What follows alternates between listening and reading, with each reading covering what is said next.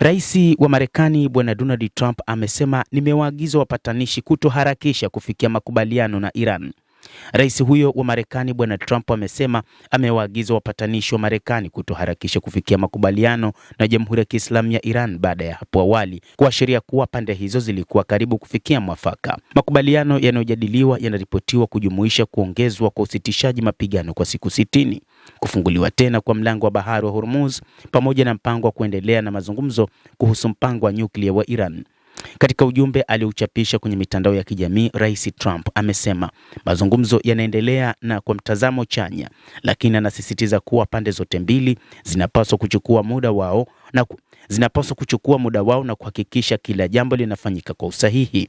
Siku ya Jumamosi, Rais Trump alisema kuwa makubaliano hayo yalikuwa kwa kiasi kikubwa yamejadiliwa, hali iliyozua matarajio kwamba tangazo rasmi la rais huyo wa Marekani lingeweza kutolewa wakati wowote.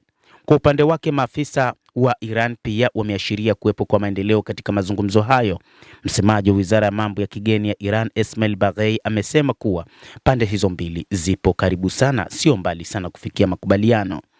Kwa mujibu wa vyombo vya habari vya Marekani, makubaliano yanayojadiliwa kwa sasa ni suluhisho la mwisho, bali yanaacha baadhi ya masuala magumu zaidi yaamuliwe katika mazungumzo ya baadaye. Masuala hayo magumu ni pamoja na matakwa ya Iran ya kuondolewa vikwazo vya kiuchumi, kurejeshwa fedha zake zilizozuiliwa nje ya nchi, pamoja na shinikizo la Washington kwa Iran kupunguza shughuli zake za nyuklia.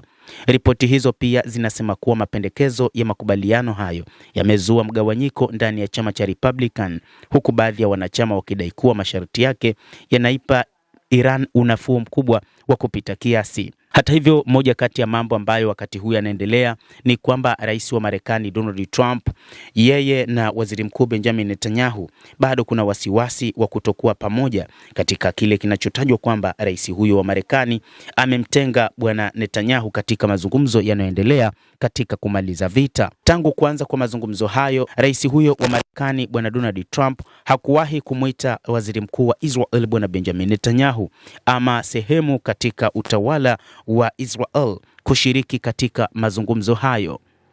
Trump amesema siku ya jana Jumapili kwamba licha mazungumzo hayo kuendelea, lakini kwa sasa hawataki kuwa na uharaka zaidi katika kukimbilia kufikia makubaliano na kwamba wanahitaji muda mrefu zaidi, jambo ambalo waziri mkuu Benjamin Netanyahu hakubaliani nalo.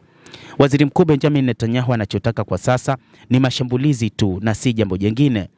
Amesema kuwa jambo muhimu ambalo linatakiwa kufanyika kwa sasa ni kuharakisha kuishambulia tena Jamhuri ya Kiislamu ya Iran ili kuhakikisha kwamba Jamhuri hiyo ya Kiislamu ya Iran haimiliki aina yoyote ya silaha ya nyuklia ama silaha ya aina yoyote ambayo itaweza kusababisha uharibifu ndani ya Israel na baadhi ya mataifa katika Mashariki ya Kati.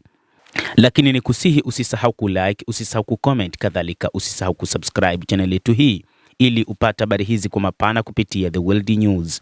Naitwa Adam Hussein, endelea kuwa nasi wakati wote, endelea kutufuatilia ili uyajue mengi yanayojiri katika ulimwengu kupitia The World News.